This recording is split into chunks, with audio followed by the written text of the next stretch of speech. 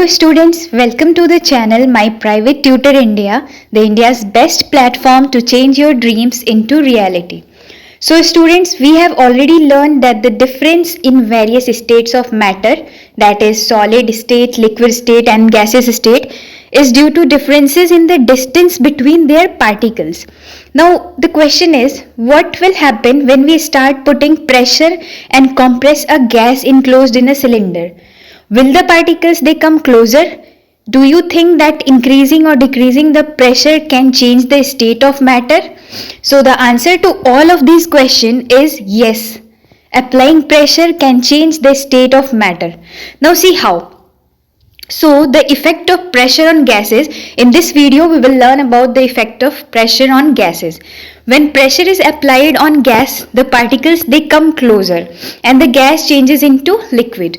We can liquefy gases by applying pressure and reducing the temperature. See students, what happens जब भी कोई state of matter पे हम लोग pressure apply करते हैं तो उनका जो इंटरमॉलिक्यूलर स्पेस है वो कम होने लगता है और उनके जो कंस्टिट्यूएंट पार्टिकल्स हैं वो एक दूसरे के पास आने लगते हैं. इससे क्या होता है, गैस पे जब हमने प्रेशर अप्लाई किया तो उसके पार्टिकल्स इतने पास आ गए कि वो लिक्विड स्टेट में चेंज हो गए क्योंकि उनके बीच का डिस्टेंस कम हो गया. डिस्टेंस कम हुआ तो इंटरमॉलिक्यूलर फोर्सेस ऑफ अट्रैक्शन जो है वो बढ़ जाएंगे.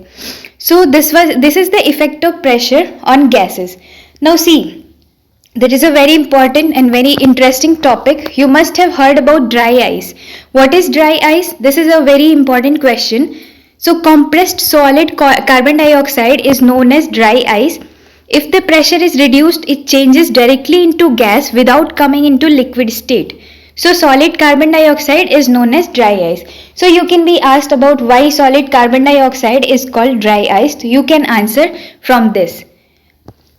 So the next is interconversion of the three states of matter. This we have studied before also कि जो भी मैंने पहले वाले वीडियो में भी बताया था कि states of matter जो है वो they change from one state to another, like they change from solid to liquid to gas, and ये process जो है ये reversible होती है, that is again from gas to liquid, from liquid to solid. So the states of matter are interconvertible. The state of matter can be changed by changing the temperature or pressure. For example, solid, if we provide temperature, it changes into liquid and this process is called melting or fusion.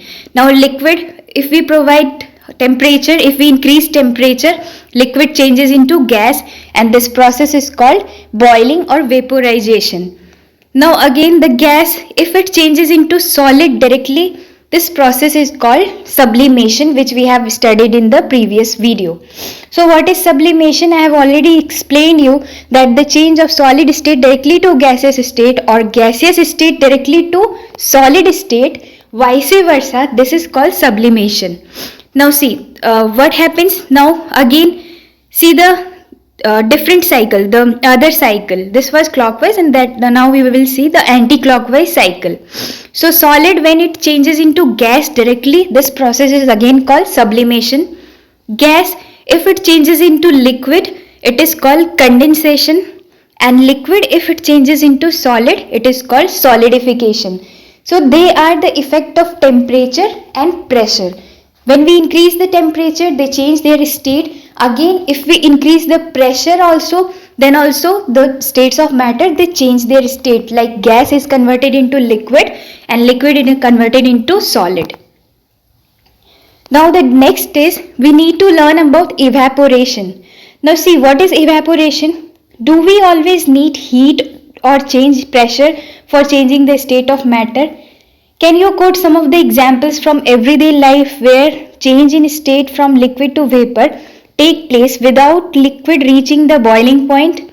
So the answer is evaporation. Okay. So water, when it is left uncovered, slowly changes into vapor. This process is known as evaporation. So the change of liquid into vapor at any temperature below its boiling point is known as evaporation. तो बच्चों, अभी तक हमने क्या पढ़ा था कि liquid जो है उसको टेम्परेचर देने पे, उसकी बॉइलिंग पॉइंट पे, उसे बॉईल करने पे वो वेपर में चेंज हो रहा था. बट बॉइलिंग पॉइंट के नीचे भी अगर हम लिक्विड को अनकवर्ड छोड़ देते हैं, जैसे कि रिवर्स में, पॉन्ड्स में, वाटर बॉडीज में, अगर हम पानी को ऐसे ही खुला छोड़ते हैं तो उसमें इवेपोरेशन होता है, वो ऑटोमेटिकली वेपर में चेंज होता है, and this process we call it as evaporation. So evaporation की बात करें तो it is a surface phenomena.